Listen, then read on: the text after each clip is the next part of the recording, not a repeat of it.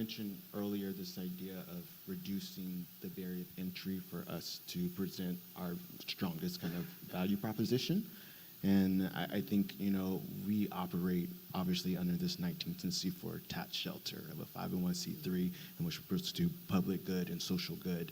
And I think when I look at my own kind of career trajectory, I'm like, within my lifetime, the global majority will be the majority in this country. Within my lifetime, we will have an enormous amount of wealth transferred in the world, but 68% of that wealth is U.S. households. And so this idea of we have the desire to create and innovate and to have the rate of change within our institutions match that of what's happening outside. But I think we have to be very honest about some of the very real hurdles that we face of the structures that built the institutions themselves.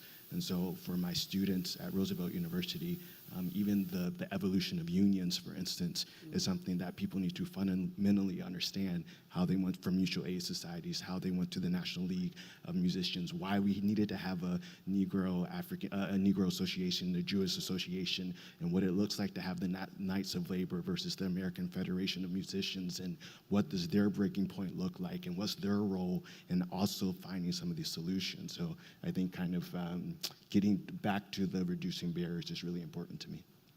I see we have a question